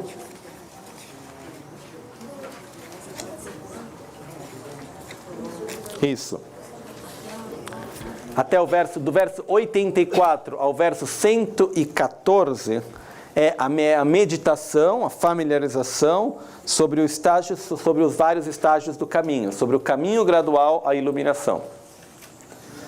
Aí depois nós vamos ter o verso 115 sozinho, que é a absorção final. E depois do verso 116 até o final, são as dedicações. Ok? Então, qual é a estrutura do Guru Puja? Como é estruturada essa prática? Nós vamos ter preliminares, ok? Convidar o campo de méritos, 7 ramos, pedidos de bênçãos e meditação no caminho gradual à iluminação, absorção e dedicação. Então, de novo, nós vamos começar com práticas preliminares, dentro das quais as preliminares são divididas em 6 partes, que é refúgio, bodhicitta, autogeração como a divindade, purificação do local, refúgio, bodhicitta, geração da motivação, autogeração como a divindade, purificação do local, purificação das oferendas. E são os 6 preliminares. Depois disso nós vamos ter convidar a visualização do campo de méritos e, no momento, nós vamos convidar os seres sagrados a vir estar presente neste local, ok? Então, é a geração do campo de méritos. Depois da geração do campo de méritos, nós vamos ter, então, 7 ramos. Depois dos 7 ramos, pedido de bênçãos. Depois dos pedidos de bênçãos, meditação no caminho gradual. Depois da meditação no caminho gradual, nós temos absorção e dedicação. Ok? Uma coisa que para mim é sempre importante quando eu vou estudar qualquer prática de meditação é dividir as partes. Que aí começa a ficar mais simples, né? A gente vai falar, então, não é mais um bicho de 7 cabeças. É mais fácil da gente começar a entender, porque, muito bem, as preliminares muitos de nós já conhecemos. A gente tem uma ideia, já vimos em vários contextos e é mais ou menos a mesma coisa. Os 7 ramos, também. Então, a coisa já começa a simplificar um pouco. E o que para mim é muito legal da gente ver também, é que quando a gente terminar de ver o Guru Puja, depois a gente vai pegar as práticas preliminares, como na prática da autocura, a gente vai ver a mesma coisa. A gente vai fazer Guru Yoga de Lama Tsongkhapa, é a mesma coisa, com palavras diferentes, tem detalhes um pouco diferentes, mas a prática em si é a mesma. Ok? Então, mais uma vez recapitulando, começamos pelas preliminares. As preliminares, o texto não é original do Panchen Losang Chögyal Gyaltsen, mas o texto é escrito por Khedrup Sangye Yeshe. Aí o verso 7 e 8 na verdade, no texto original, ele surge como um yikchung, que yikchung, na verdade, é um texto de instrução, mais do que de recitação. Como chama? Em tibetano se diz yikchung. Yik é letra, chung é pequena. Porque na forma de impaginar os livros em tibetano, o que se faz é que você tem aquilo que deve ser recitado, escrito do tamanho normal, e aquilo que é uma instrução, que não é recitado, se escreve menor. Ok? É como se fosse em itálico, sei lá, muda a forma de texto. Então, a parte que a gente tem aqui, se vocês olharem no texto aqui, tipo na página 12, em cima tem Om Mahu em tibetano e depois tem uma escrita pequenininha em tibetano, lá em cima. Isso é um yikchung, que é uma instrução que está escrito em tibetano. Recite 3 vezes. 3 vezes está escrito lá. Essa parte aqui, na verdade, o verso 8, ele é originalmente uma instrução da visualização que depois acabou se usando como recitação. Ok? Mas a parte original de recitação mesmo começa do verso 9. Ok? Por isso que existem diferentes tradições de fazer o Guru Puja, no qual até o verso 9 são um pouco diferentes. É possível, até o verso 9, inverter a ordem de certas partes, é possível colocar outras práticas, outras recitações que aqui não tem. Tem várias formas de fazer isso, e vários mestres, depois de Panchen Losang Chögyam Gyaltsen, até o verso 9, adaptam de acordo com a própria prática de formas diferentes também. Isso é bem comum. Okay? Mesmo porque, originalmente, a prática em si começa do verso 9. Então, vamos começar então diretamente pelas práticas preliminares, ok?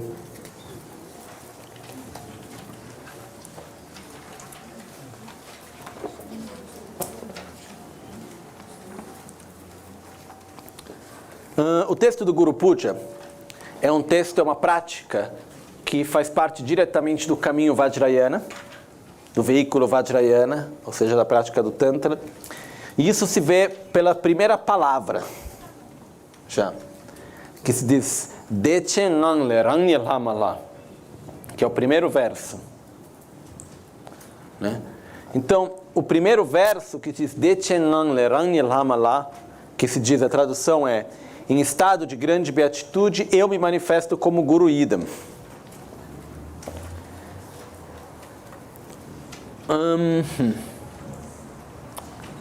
O que está, na verdade, mostrando aqui é, primeira coisa, a forma como está estruturada as preliminares no texto original é uma forma avançada. Ok? Por isso que a forma como eu acabei de explicar a ordem e a forma como normalmente é explicada as preliminares é numa ordem diferente da ordem que está aqui. A ordem que se encontra aqui é autogeração como a divindade, refúgio, bodhicitta, motivação, geração, purificação do local e purificação das oferendas. Okay? Por quê? Porque dentro do caminho Vajrayana, um praticante, digamos, não quero dizer sério ou não sério, mas já mais preparado, ele está constantemente com a identidade como a divindade. Então é uma coisa que é presente sempre. Quando se acorda, quando vai dormir, etc. Então, começa a prática já gerando a identidade como a divindade. Mas o que Papon Karimpo te dizia é, para a grande maioria de nós, isso é muito difícil. Então ele inverteu um pouquinho a ordem, que na verdade não é que inverteu a ordem. No Guru Puja, esse texto, a ordem é invertida. Então é muito comum a gente ver o Guru Puja que se começa recitando do verso 2 e se segue até o verso 5, verso 6, e depois do verso 6 vai se recitar o verso 1. Entre o 6 e o 7 se recita o verso número 1. Okay? A gente vai entender um pouquinho o porquê disso, tá? Então é 5, 1 e 6. A gente vai 2, 3, 4, 5, 6, 1, 7. Ok. Isso seria a ordem que vários monastérios recitam e Papon Karimpo te seguia dessa maneira também. Tá? As duas formas são corretas. Mas o que é a diferença que tem aqui? Vamos tentar entender um pouquinho.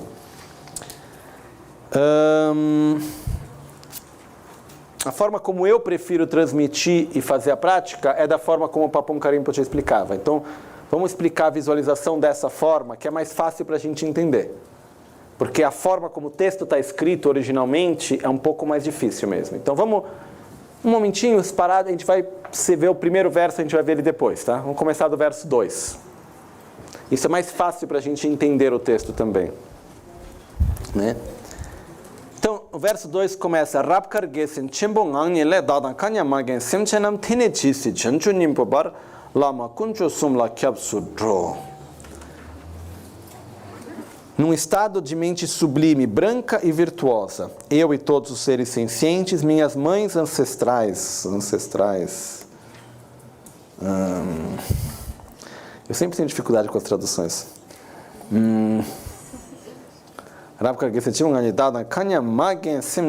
São seres sencientes mães, né? A partir deste momento, até a nossa iluminação, tomamos refúgio nos gurus e nas três joias. Em tibetano, não se faz distinção entre singular e plural nesse caso. Então pode-se traduzir como tomo refúgio no guru e nas três joias, ou nos gurus e nas três joias. É uma escolha de tradução. Okay? Na verdade, no tibetano isso não é colocado de forma clara. Rapkar gesen, num estado de mente sublime, branca e virtuosa. O que quer dizer isso? A primeira fase da prática preliminar que nós devemos fazer, ela vem antes da recitação, que é preparar o local onde vamos praticar. Eu não vou entrar em detalhes agora sobre isso. Quando eu expliquei os 6 dharmas de preparação, há um tempo atrás aí a gente tinha explicado tudo isso com todos os detalhes. Eu não vou entrar em detalhes agora sobre isso, senão vai ocupar muito tempo. Mas a gente começa preparando o local, ou seja, limpar o lugar onde vamos praticar, arrumar a almofada direitinho. Se a gente tiver a possibilidade de ter o mesmo lugar para a gente fazer a nossa prática de meditação, é o ideal. Aí depois disso, nós vamos ter que preparar as oferendas. Então tem o altar, acendemos uma vela, um incenso, colocamos os potinhos com água, preparamos o local, fazemos 3 prostrações, nos sentamos. Postura correta, coluna reta, ombros relaxados, as 7 posturas de Vairochana, nos sentamos da postura correta. E aí, depois disso, temos que preparar a mente. Que se a gente for começar a prática com uma mente que está guiada pela inveja, pelos ciúmes, pela raiva, pelo medo, ou qualquer outra emoção aflitiva, vai ser difícil que a gente consiga gerar a atitude correta de refúgio, de bodhicitta ou qualquer outra coisa. Então, primeira coisa é trazer a nossa mente para um estado neutro. Que aqui é um estado de mente sublime, branca e virtuosa. O estado branco também representa o estado neutro. É como se fosse um papel branco, onde a gente tira a atração, a aversão, a gente leva a nossa mente para um estado calmo, relaxado. Então, o primeiro passo é: senta, respira, observa a própria respiração, uma respiração profunda, abdominal, e fazendo com que qualquer outro pensamento nos deixe. A gente não vai seguir os pensamentos, a não ser a nossa própria respiração, até que isso nos leve a ter uma mente equilibrada, que não está sendo levada por emoções aflitivas, ou seja, raiva, apego, ciúmes, inveja, desejo ilimitado, insatisfação, etc. Quando a gente entra nesse estado, aí muito bem, aí sim vamos começar a tomar refúgio. Ok? Por isso que se diz Rapkar gesen chembonganile, de um estado, num estado de uma mente sublime, branca e virtuosa. Um estado sublime da mente branca e virtuosa. Branco, nesse caso, quer dizer como um papel branco, onde a gente começa algo que é puro, mas ao mesmo tempo é livre de extremos, por um lado, de atração ou de aversão. A gente está com a mente num estado neutro, num estado livre das emoções aflitivas. Através desse estado, vamos então tomar refúgio. Eu e todos os seres, minhas mães, a partir deste momento, até a nossa iluminação, tomamos refúgio no Guru e nas 3 joias preciosas. A palavra 3 joias, em tibetano se diz Lama Kunchok Sumla Kyapsuchi. Lama é Guru, Kunchok. Kun é raro, chok é excelente, sum é 3. Acaba se traduzindo como joias, mas no tibetano é as 3 coisas, as 3 excelências entre as coisas raras. As 3 coisas excelentes e raras, que na verdade são as 3 joias que é Buda, Dharma e Sangha. Então, nesse momento, o que a gente vai estar recitando começamos do verso 2, até Namo Guru Bhye, Namo Buddhaya, Namo Dharmaya, Namo Sanghaya. Tem um ponto importante sobre a recitação, antes de entrar na visualização. Muitas pessoas me perguntam, mas por que recitar em tibetano? Eu posso ler em português? Pode. Não tem problema nenhum, ao contrário, é super bom a gente ler em português, entender o significado, etc. Porém, é muito importante a gente manter o tibetano por várias razões. Uma delas é o fato que esse texto foi escrito com estas palavras desta maneira. Então a gente está recitando exatamente as mesmas palavras, assim como foram recitadas por séculos, com a intenção, com a motivação pura. Isso tem uma energia especial, tem uma força especial. Segunda coisa, a língua tibetana, ela nos permite ao mesmo tempo fazer uma recitação e não apenas uma leitura. Existem vários estudos até que mostram que a nossa cérebro, a nossa forma de percepção funciona completamente diferente naquilo que é apenas a leitura ou a fala e aquilo que é o canto. A gente observa, a música nos toca de forma diferente, né? Então se a gente for apenas e falar Rapkar gesen chembong nani le dagdan kanyamagen semchenam tenejisi chanchu nimpo barlama kuncho sumla kyapsutro. Num estado de mente sublime, branca e virtuosa, eu e todos os seres sencientes, minhas mães, a partir deste momento até a nossa iluminação, tomamos refúgio no Guru e nas 3 preciosas joias. Namo Guru Bhye, Namo Buddhaya, Namo Dharmaya, Namo Sanghaya. Aí a gente vai lá e fala. Rabkara gesen chembo ngangnile Dadang kanyamagen semanchenam Tene chise chancho nimpapar Lama kuncho somla kyavasutro Namo Guru Bhye Namo Buddhaya Namo Dharmaya Namo Sanghaya.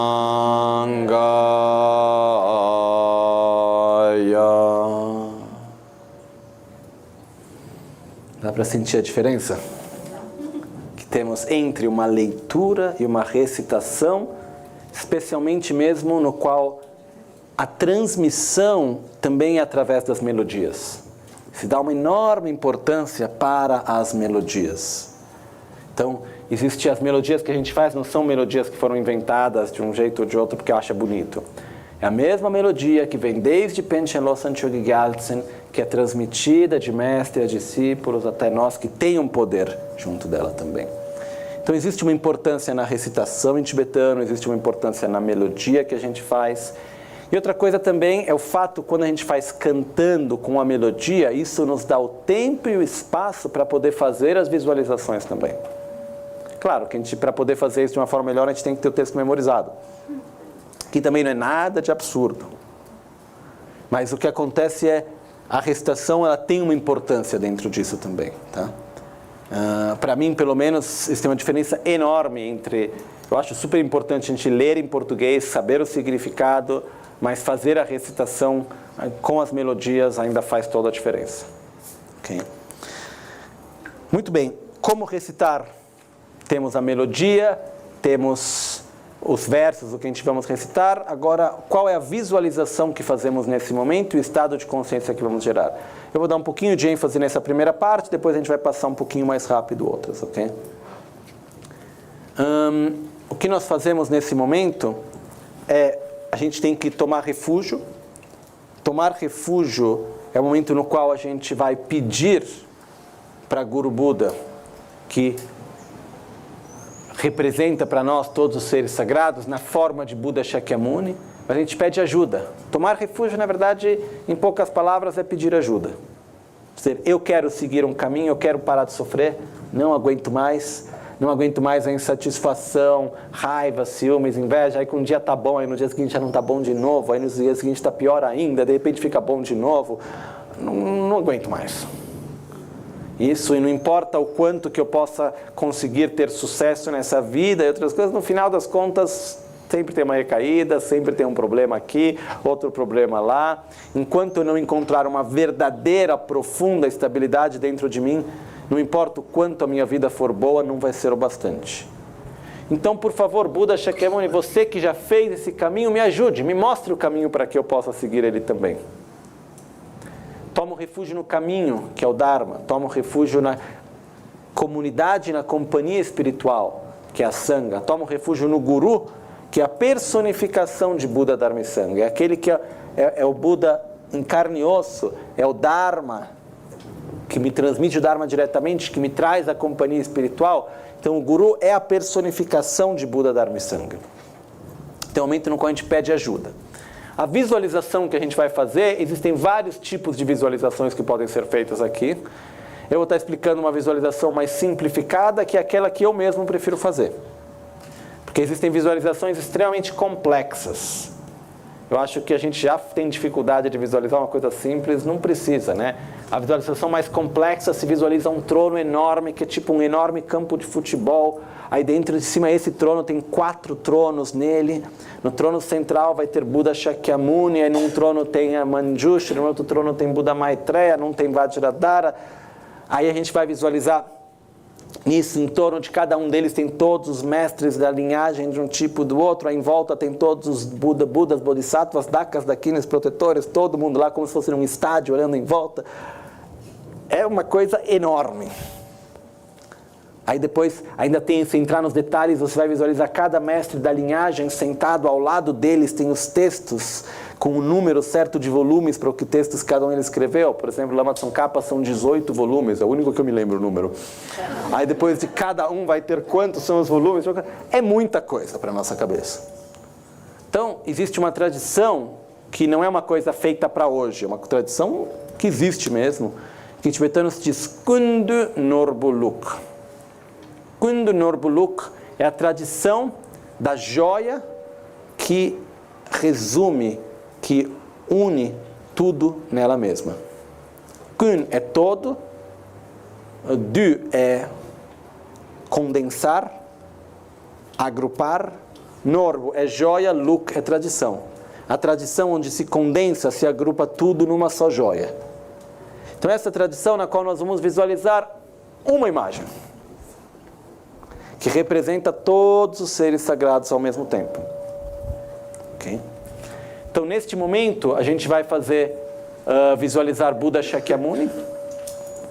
Nós visualizamos à nossa frente Buda Shakyamuni. Visualizar é como imaginar, que é a mesma visualização do refúgio que eu expliquei nos 6 dharmas de preparação, em vários outros contextos também. Então, a gente visualiza Buda Shakyamuni à nossa frente, sentado sobre um trono com um assento de lótus, sol e lua. Buda Shakyamuni está sentado com a mão direita que toca, com o mudra da estabilidade que toca a terra, a mão esquerda no mudra da concentração meditativa.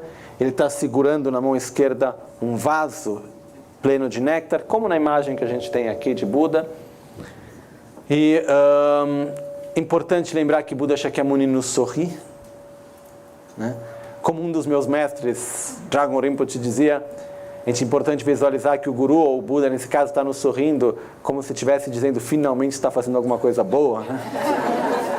Ele brincava dizendo isso, mas o fato é que a gente visualiza o Guru sorrindo, nesse caso Buda Shakyamuni. Buda Shakyamuni, porém, inseparável de todos os outros Budas, de todos os seres sagrados, de todos os mestres da linhagem de nossos gurus. É importante imaginar que Buda, ele representa para nós o amor, a compaixão, a sabedoria, todas as qualidades positivas. E nesse momento, então, a gente visualizando Buda, a gente para um minuto para observar a nós mesmos. A gente observa o nosso próprio ciclo de sofrimento. A gente observa o nosso próprio, como posso dizer, entre aspas, insatisfação, da gente dizer, eu não aguento mais esse samsara. A gente tem que, de uma certa forma, gerar uma certa náusea, um desgosto pelo samsara, que é esse ciclo de venenos mentais, ações não virtuosas, resultado de sofrimento. Como que a gente reage diante do sofrimento? Mais veneno mental. Com veneno mental que a gente fica quieto ou faz alguma coisa? Pensamento, palavras, ações. Karma. Resultado do karma? Sofrimento. Sofrimento, venenos mentais. Venenos mentais, ações, karma. Isso é o samsara. Então, se alguém, para poder refletir sobre o samsara de uma forma mais profunda, a gente faz isso através da reflexão dos 12 elos, né? Eu acho que muitos de vocês receberam o ensinamento dos 12 elos. E qual que era uma das sensações depois de ver os 12 elos? É uma sensação de uma certa forma de clareza do samsara, mas um certo desespero também. Existe uma coisa de falar, nossa, mas como que eu faço? Né? Uma coisa, um certo desgosto também. E que é importante. Porque é o desgosto que a gente gera por falar, eu não quero mais estar nesse ciclo de sofrimento. Eu não aguento mais isso. Eu não quero mais. É constantemente atração, aversão, querer não conseguir, sofrer, querer conseguir perder. É constantemente o ciclo de sofrimento assim. Não aguento mais. Então é gerar a determinação profunda nossa, dizer, eu quero sair completamente desse ciclo de sofrimento. E no que a gente gera essa determinação, a gente pede ajuda a Buda Dharma Sangha. Enquanto a gente recita o verso Namo Guru Bhye, Namo Buddhaya, Namo Dharmaya, Namo Sanghaya, por 3 vezes ou mais. Se a gente quiser fazer a prática com calma, chega nesse momento da prática e a gente vai ficar nessa visualização com mais calma, até gerar o sentimento mais profundo. A gente pode ficar recitando Namo Guru Bhye por 100 vezes, por 1000 vezes, não tem um limite. Mínimo são 3 vezes. Ok? Pode até fazer retiro de tomar refúgio neste momento da prática também. Então pode chegar aqui e ficar Namo Guru Bhye, Namo Buddhaya, Namo Dharmaya, Namo Sanghaya, Namo Guru Bhye, Namo Buddhaya, Namo Dharmaya, Namo Sanghaya. Ou se não, Namo Guru Bhye, Namo Guru Bhye, Namo Guru Bhye, Namo Guru Bhye, um mala. Namo Buddhaya, Namo Buddhaya, Namo Buddhaya, um mala. É assim por diante. É possível fazer assim também. E o que acontece é que enquanto a gente faz a recitação de tomar refúgio, a gente gera esse pedido de ajuda, a gente visualiza que Guru Buda à nossa frente aceita o nosso pedido de refúgio, com um sorriso. Né? E depois disso, dos seus 5 chakras, ou seja, coroa, garganta, coração, umbigo e chakra secreto, se emanam raios de luz, de cor branca, vermelha, azul, amarela e verde, que se absorvem nos nossos 5 chakras, trazendo as bênçãos de corpo, palavra, mente, qualidade e ação, purificando as nossas negatividades, revitalizando as nossas qualidades, mas mais de tudo, revitalizando e criando um profundo e forte vínculo entre nós e Guru Buda. Então esse momento da prática é muito importante, a gente está tomando refúgio com calma. Essa é a visualização, em poucas palavras, que a gente vai fazer. Pode-se visualizar também junto conosco os outros seres também. O próprio texto diz, eu e todos os seres sencientes. Então a gente visualiza que não só nós tomamos refúgio, mas os outros seres à nossa volta também tomam refúgio. Mas principalmente nesse momento nos concentramos em nós mesmos. É o momento no qual nós vamos gerar amor próprio. A intenção do estado de consciência a se gerar nesse momento é amor próprio. O amor próprio qual que é? É a determinação de querer sair do sofrimento. de querer sair do ciclo de sofrimento.